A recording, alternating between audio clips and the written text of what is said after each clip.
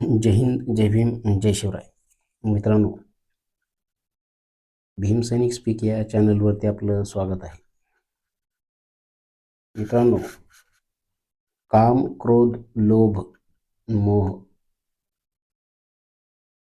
अहंकार हे असं म्हटलं जातं की हे माणसाचे सर्वात मोठे शत्रू आहेत आणि ते वास्तविक जीवन पाहिलं तर ते बरोबर आहे. पण त्याही बरोबर अज्ञानताही हा माणसाचा शत्रू आहे. अज्ञानतेमुळे माणूस ज्या चुका करायच्या नसतात त्या चुका करून बसतो मित्रांनो. आणि जर ज्ञान असेल तर माणूस चुका करण्यापासून स्वतःला सावरतो. म्हणून मी असं म्हणतो की अज्ञानता ही माणसाचा एक शत्रूच आहे. मित्रांनो, आता 14 एप्रिल येत आहे. आपल्या समाजाचेच नाही तर तळागाळातील शोषितांचे, वंचितांचे बापच म्हटलं तरी वावगं ठरणार नाही. आणि मुख्यतः आपल्या बापाची जयंती येत आहे, बाबासाहेब आंबेडकर यांची. मित्रांनो, या या निमित्ताने मला आपल्या समाज बांधवांना एक प्रश्न विचारायचा आहे किंवा एक कृती करण्यास सांगायचं आहे मित्रांनो, की आपण जय भीम आणि जय भीमचा नारा जो देत आहोत तो योग्य आहे का?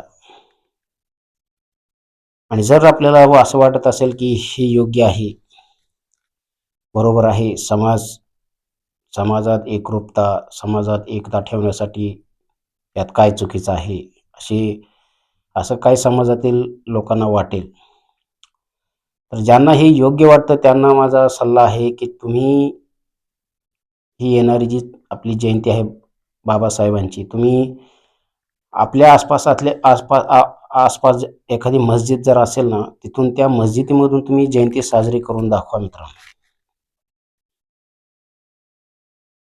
जर तुम्हाला वाटतं ना की मुस्लिम समाज हा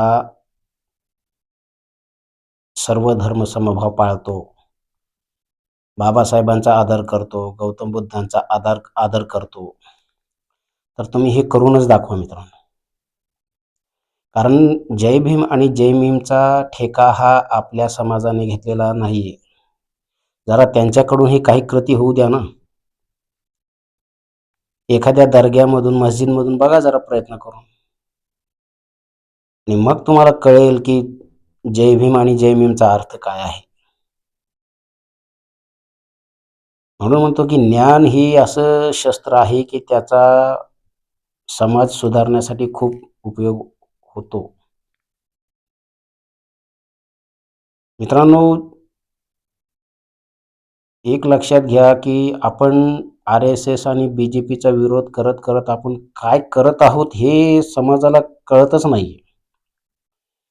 करा विरोध. विरोधकांना स्ट्रॉंग असला पाहिजे हे लक्षात घ्या. विरोध जर नसेल तर मग अर्थच काय लोकशाहीला. पण तुम्ही ब्राह्मणवादाचा ब्राह्मणवादाचा विरोध करताना, RSSला विरोध करताना, BJPचा विरोध करताना तुम्ही काय करत आहात, कोणत्या मोठ्या चुका करत आहात हे पण बघा ना, हे पण पहा.